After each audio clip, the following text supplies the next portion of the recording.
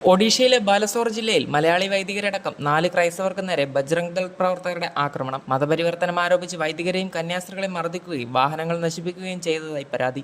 കുർബാനയ്ക്കെത്തി തിരിച്ചു പോകവെയാണ് ആക്രമണം നേരിട്ടതെന്ന് ആക്രമണത്തിനിരയായ മലയാളി വൈദികൻ പറഞ്ഞു. ബാലസോറിലെ ജലേശ്വറിലാണ് ബജ്രംഗ് ദൾ പ്രവർത്തകർ കന്യാസ്ത്രീകളെയും മലയാളി വൈദികരെയും മർദ്ദിച്ചത്. ഇന്നലെ വൈകിട്ടായിരുന്നു സംഭവം. ഇടവകയ്ക്ക് കീഴിലുള്ള ഒരു വീട്ടിൽ ചരമവാർഷികത്തോടനുബന്ധിച്ചുള്ള കുർബാനയ്ക്ക് പോയതായിരുന്നു. 9 മണിയോടെ വണ്ടിയിൽ തിരിച്ചു വരുന്നതിനിടെ 80ഓളം ബജ്രംഗ് ദൾ പ്രവർത്തകർ വഴിയിൽ കാത്തുനിൽക്കുകയും വാഹനം തടയുകയും ചെയ്തുവെന്ന് ആക്രമണം നേരിട്ട ഫാദർ ലിജോ നിരപ്പേൽ മാധ്യമങ്ങളോട് പറഞ്ഞു. എന്തിനിവിടെ വന്നുവെന്ന് ചോദിച്ചപ്പോൾ പ്രാർത്ഥനയ്ക്ക് എത്തിയതാണെന്ന് പറഞ്ഞു. കാര്യങ്ങൾ വിശദീകരിച്ചെങ്കിലും അവർ തർക്കിക്കാൻ തുടങ്ങി. കൈകൊണ്ട് പുറത്തടിച്ചു, ബൈക്ക് നശിപ്പിക്കുകയും എല്ലാവരുടെയും മൊബൈൽ പിടിച്ചു വാങ്ങുകയും ചെയ്തു. വണ്ടിയിൽ നിന്ന് പുറത്തിറക്കിയാണ് മർദ്ദിച്ചതെന്ന് ഫാദർ പറഞ്ഞു. രാത്രിയിൽ എന്തിനാണ് ആദിവാസി കുടുംബങ്ങളുടെ അടുത്ത് വന്നതെന്നും മതപരിവർത്തനത്തിന് വന്നതല്ലേ എന്നും ചോദിച്ചായിരുന്നു അതിക്രമം. നിങ്ങൾ ഇന്ത്യയെ അമേരിക്കയാക്കാൻ പോവുകയാണോ?